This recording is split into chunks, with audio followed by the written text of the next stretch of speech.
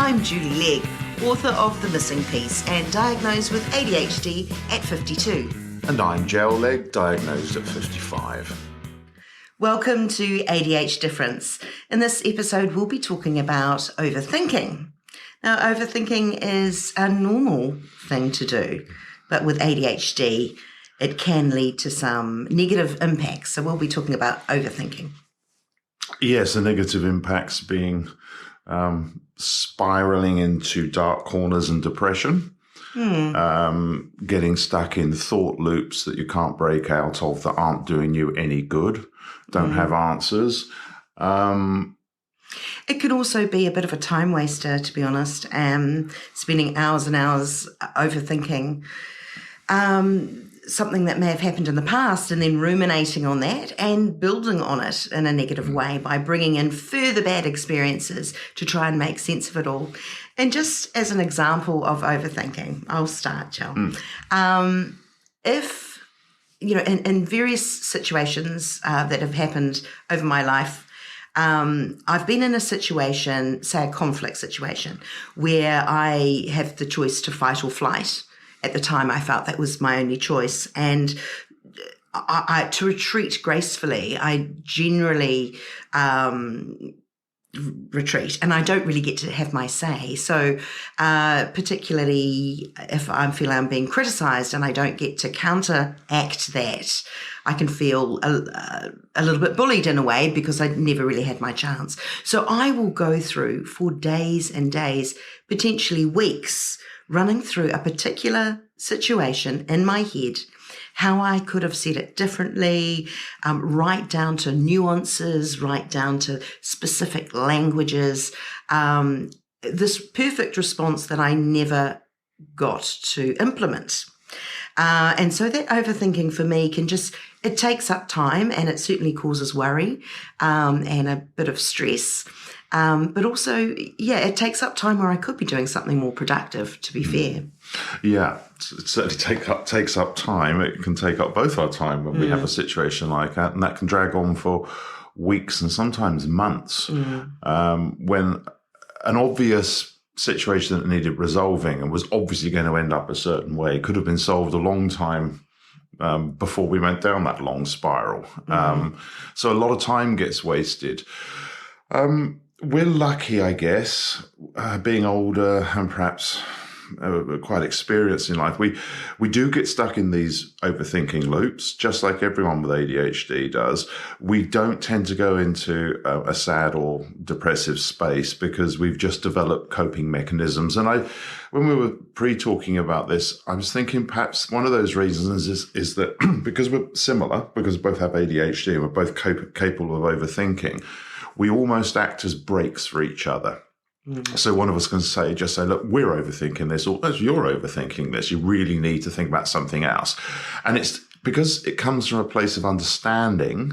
There's kindness attached to it. And so the one on the end of that in this relationship can immediately say, yeah, I am overthinking it. It doesn't mean it can stop, but you just have to push it to the side and try to let something else come in. So If we could go back to why we overthink, and I think for many of us with ADHD, all we know is what we know, and we've got a million thoughts bouncing around our brains at any one point in time. And so it's not necessarily evident that one of those thoughts is the right thought or will solve the problem necessarily. And so really taking that time to analyze every thought, and then new ones pop in. And so it's not just thinking about what happened last week. You've got what's happening today. And so you combine the past with the present, and it gets a bit messy, to be honest, and quite overwhelming. So overthinking, lots of thoughts, lots of looping around without resolution, really. That's probably the key thing, I think, that can define overthinking is not accepting. We can get to the resolution and know what needs to be done or said quite quickly, but not accepting it and not acting on it, and then keep going through the loops again and again and again. Well, sometimes we sometimes perhaps lack the courage to just act on a thought. There can be the fear that we may react to a situation. Let's put some sort of meat on the bones, as it were. Say you're in a job, employment, working for a company, and it's just not working out. You've been there a while, and you know it's time to move on, and things are just changing, and you're not happy with it. You can recognise that quite early, and so a rational thing to do is say, "I see it's happening. I've seen this before. I'm out of here." Start looking for alternatives. If I feel a need to leave quicker, then just say, "Sorry, not for me. I'm out of here. Goodbye." But we will drag that on with the jobs that aren't right or clients we're not happy with. We can drag it on for months, letting us. It eats into us, and we talk and talk about it. Yes. And all I had to do was just hand in a resignation letter. And I know that's easy to say if you don't have a job to go to. Well, it's not easy, is it? You need a job to go to. So these are big life changes. But we can apply them to the things that aren't so fundamental that's going to turn your life upside down. That overthinking gets applied to all sorts of things. That's a big example. There's a few overlaps, of course, I think, too, with overthinking and problem solving. Yes. And we're actually really good at problem solving, and sometimes we can just bounce straight to the solution, and that's quite an easy process. But you add too many thoughts into the mix, and you're looking at every possible solution, every possible way. Maybe even if it's clear in our mind what the answer is, we're then taking on board other people's thoughts and trying to sort of rectify whether they're correct or going the wrong way. And so for me, what overthinking does, in a negative way, it takes time. So, for example, I'm studying a philosophy paper at the moment, which is great fun, and man, it's stretched my brain, and it's marvelous.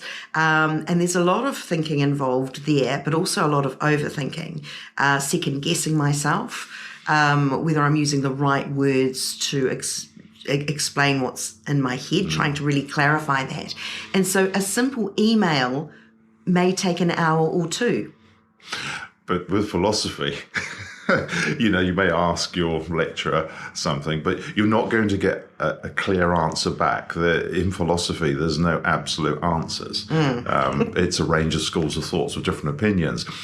Look, the thing with philosophy, which is fascinating, because Jules is taking the paper, and yet together we're having the conversations for a couple of hours every day because It's fascinating. So I feel like I'm taking the paper too. But yeah, we're almost what we used to say, gluttons for punishment, in that we will put ourselves into situations where overthinking is required. And that's a really good example. A philosophy paper or any philosophy doesn't have an absolute answer. And so therefore you can go thinking on forever, the whole of your life, around different thoughts and ideas. And you may form a set of answers that you think suit you, but they can change over time. So it's a classic trap for overthinking. But that's not bad overthinking. No, it's not. That's good overthinking. From my perspective, I've always... this is almost the egg and chicken situation. All through my life, I've been interested in boring subjects such as macroeconomics and international politics and history. Not because individually tiny microcosms or parts of that are fascinating. I like the holistic thinking of how the whole lot works together. So when you see some current events going on in one country, in one situation, I'm immediately drawn to my knowledge of the history of that area, how it connects with other countries, trying to predict what might happen next. So talk about overthinking. It's thinking about the entire world and everything. But that's something, so I don't know if that's something that I formed an interest in when I was young because I had ADHD or... but it does sit well with me. The negative side is I can see situations going on and I can get pretty gloomy about what's about to happen next, whereas someone else who doesn't overthink it will say, it'll fizzle out, it'll be fine. History shows us it'll be fine. But my mind goes down the overthinking path. So I see the risk in situations, I see what could go wrong. What drives both of us in that space is imagination. We do have ADHD, strong imagination, so it can fuel the overthinking. We also to an obsessive point. Now, Yes. not obsessive like an OCD. It's not necessarily having this obsessive compulsive disorder, but call it hyperfocus on the thinking, call it obsessiveness. It can draw you away as you dive deep into this knowledge to find more information about a certain subject. It can pull you away from everyday life, and that includes the mundane chores, Yes. paid work.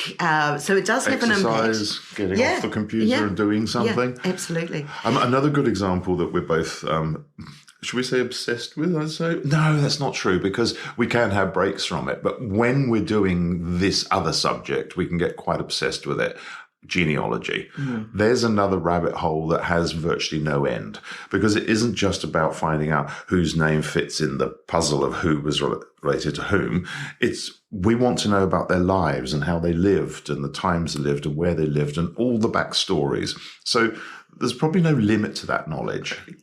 No, that can take years and in our case, decades, trying to search for information, hitting brick walls and unable to go forward, and then ruminating as to why that's the case and what have we missed. And But the dopamine hits there, because we've both probably together and separately been involved for at least 20 years in our genealogies of our family and then families. And then every now and then a little nugget of information will pop up. Someone will come out of the ether with some information and it's, oh my word, I've been searching for years to find that out. And I was right. My guess was right. So the dopamine hit there is huge, but it's like going fishing for a fish and you've got to sit there for 15 years before you can catch the fish. And suddenly, well, most people have got the, well, we're not meant to have the patience for that with ADHD, but there are elements of us that seem to be able to play the long game. And I think the overthinking suits that. And and that's a positive use of overthinking, because you really do have to overthink. You have to look at a singularity from multiple angles, and then you have to try to invent new angles to crack the code and find out what happened. This is more like the problem-solving element. Yes. So in a way, that positive overthinking isn't necessarily it doesn't necessarily take you down a slippery slope. Yes, it does take up time when you could be doing other things, and it's However, it's not so negative in the scheme of things. But I did want to talk about rejection-sensitive dysphoria, and that is those of us with ADHD brains are more likely to be very defensive of anything that could be seen as criticism for ourselves, and we're likely to think about that in loops, whether someone looks at us the wrong way or says something that we perceive as a personal insult or criticism that's unfounded in our opinion. Now, I say perceived because some are actual, right? So when you're being criticised, it's fair, but there are other sly ones that we perceive. As I said, it might be a raised eyebrow or body language of someone talking to you, and you get the idea that it must be negative. And I think this natural defence system of us with ADHD stems from a lifetime of looking for clues and cues in our surrounding and with our peers to try and fit in and trying to work it all out. And so our defense mechanism, it's really built in from us. And I did quote this quote before, but it has been said that by the age of 10, those with ADHD are likely to have received more than 20,000 negative or corrective statements. And so are we on edge? Are we looking, for the defense mechanism to try and stop this flood of incoming messages? Yes, it's kind of built within us. So we can only obviously, in these chats, come from the fact we're in our 50s, unmedicated and only diagnosed in the last roughly 3 years or so. So we've lived a life without diagnosis. So we accept anything we have to say will not directly necessarily resonate with someone listening out there right now who's 25 in a completely different space. All we can say is we've been through that 25-year-old space. We've probably been through very similar situations. Hopefully sometimes some of the things we say in these chats, if you are half our age, might give you just that glimmer of hope that there is a possibility to move forward and deal with some of these things. So what I'm meaning by that is we are still hypersensitive to criticism and inflections from people that we read in body language, certain ways that mean a great deal. Other people just don't notice or shrug off. We are hypersensitive to them. But we've just developed with age this sort of, I wouldn't say a thick skin, because we do feel these things. We've developed coping mechanisms to immediately put that back onto the person and say, well, you own that reaction. It's not me. And I'm going to go forward with a more reasonable approach to this. Pick and choose what I'm going to overthink, except that we do overthink. And so the examples we just given with my interest in all those big things in the world and Jules largely driving the genealogy, we can focus a lot of overthinking in that, and other things like creative things, being musicians and writers, we can spend lots of time overthinking, which is not necessarily negative. But if we do get into a negative thing, and we still deal with these situations where we've had to break off relationships or we feel we're being treated badly by people, we do overthink it, we go through the process, but we don't allow ourselves to spiral into negative places. Look, one of the things that is a result of this negative side of overthinking is it can lead to depression, isolation, loneliness, and low self-worth. So all of that is absolutely a fact. One of our defense mechanisms, I think, is that both of us have recognized for most of our adult life, we are very good at being on our own. Now, lucky us, some people aren't, but we are good at, we like our own company. We've lived on our own. We've traveled on our own. We seem to be okay on our own. Being on your own and being lonely are two different things. So again, that's something to think about in another, conversation. And saying that, when there is someone to bounce ideas off, it's probably maybe more helpful, because one of us can say, I hear you, we've talked around the houses on this, but at some point, no, enough thinking of that. You've got to put it aside. When you're by yourself, there's not necessarily that handbrake, and it can go on for a wee while. So some little tricks is really diversion therapy. It's tricking yourself to go and do something else. And we know, because of our ADHD, we are likely to be distracted by other things, literally pushing ourselves out the door, and before we know it, we're in the garden and we're digging out potatoes, or we've found a bird's nest, or we're just something to get us off that loop, because that hamster wheel can just keep on going unless you either fall off or sort of leap off, or whatever it may be. So just being aware of that diversion can work. I also wanted to say, the annoying things that other people say. Oh, you're overthinking. No, man, someone telling an ADHD you're overthinking, just chill out. It's Friday night, just relax. They don't realise, if only they could step inside our brain for an hour to feel all the emotions and the thoughts zooming around our head at any one time, they might have a slightly different opinion. I think that's absolutely right. I think this concept of overthinking is we don't generally think we're overthinking. Other people will observe in us we're overthinking, and we've been told that so many times in our lives.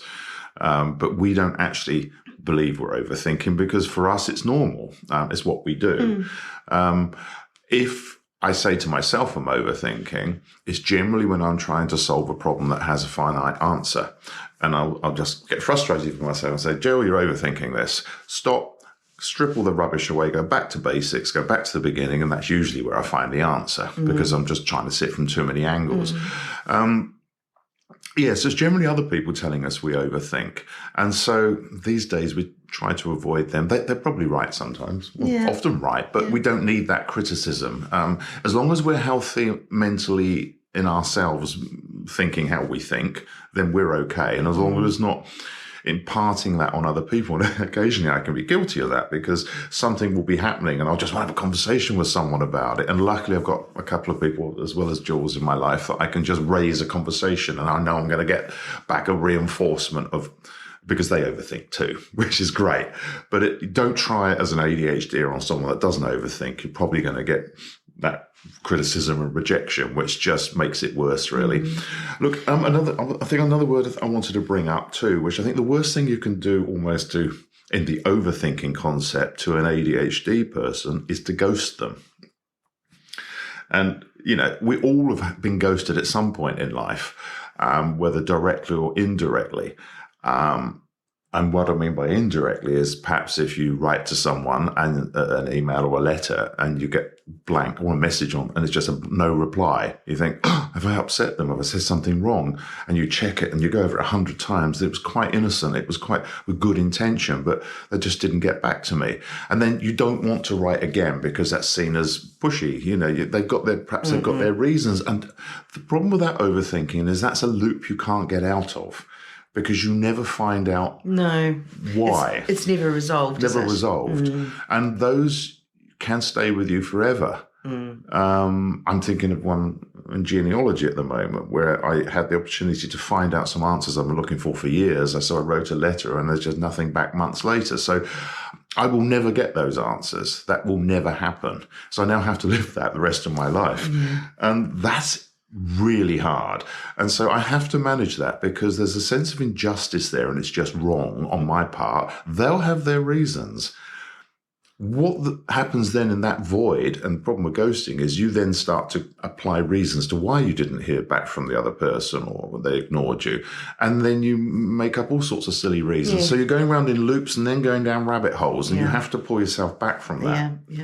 I think overthinking for me,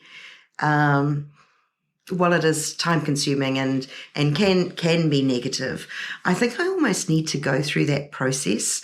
I need to look at things from all angles. It's not enough for someone just to tell me there, it'll be okay. I almost need to, I need to go through that process myself and come to that self-conclusion. You have to own it. I do, exactly. So sometimes overthinking for me is just part and parcel of me. And hopefully at the other end, I do come out, at least making that decision myself and coming to some sort of conclusion and then being able to move on. But it's the loop that never ends. That's the bad one. And part of that, but all through life at various stages, different things, fixation on worries. Sometimes they're financial, and that can be any stage of life. Sometimes they're over the health of your children or how they're doing at school or whether you're going to lose your job or your own health. And the fixation can always be there. It never goes away. But again, it's how you deal with it. And I don't think we've necessarily dealt with anything in some way where it's all in a nice little box, it's got labelled and it's put at the back of the shelf. Perhaps we put Band-Aids on things. Perhaps we just push them aside and replace them with other things. Perhaps if we wanted to go back in some kind of regression therapy and look at every failed relationship or situation in life or horrible conversation, we would probably just melt and fall apart. It would destroy us. So we that's not to say we're broken. It's just to say it's the coping mechanisms going forward.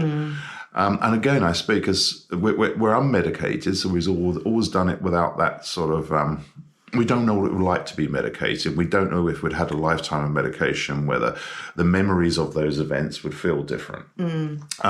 Sometimes, and this is just my thoughts, I don't know if it's right or not. Sometimes I feel like, okay, we know with ADHD brains, there's 100 thoughts going on at once. That's how most people with ADHD, so one of the most common things we describe is our brains don't seem to rest. And we just thought everyone's brains were like that, but ours are firing off all the time.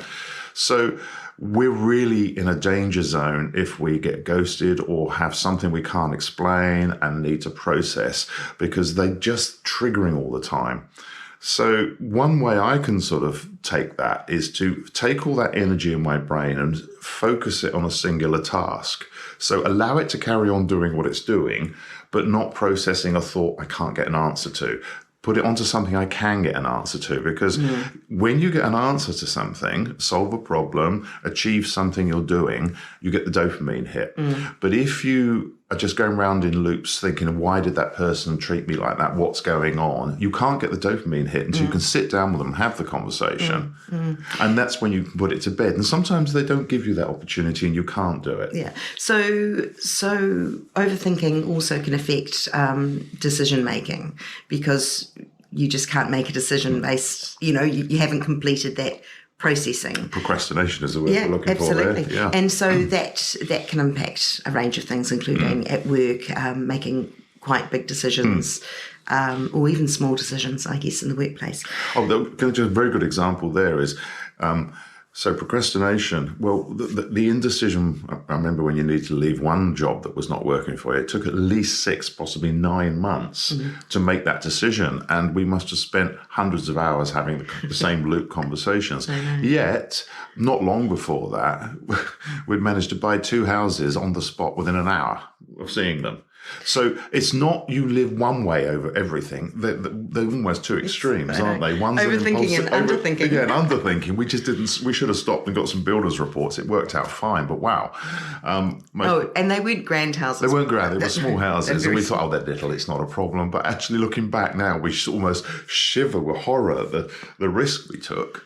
Yes, I know. But that's a whole different conversation. Yeah, It is. Yeah. The other thing too, I think, when we can be reasonable and rational, which isn't necessarily our default, but when we can be, to think about our worries and our overthinking, and just, give ourselves a bit of a pinch, really, and say, is what we're worrying about within our control? Because sometimes we just worry about things that we have no control over whatsoever. And if we bring it down to that, hopefully it can wash away many situations where you say, well, you're not in control of someone else's response. You're not in control of someone else's predicament. Yes, there might be steps that you can help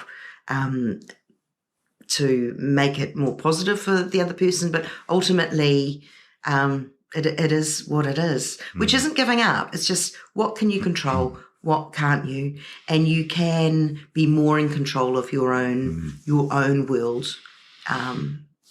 We've sort of, there's a word I'm going to use now that we've not used in any of these podcasts, but we frequently will say around here, sometimes we just take this sort of Zen approach.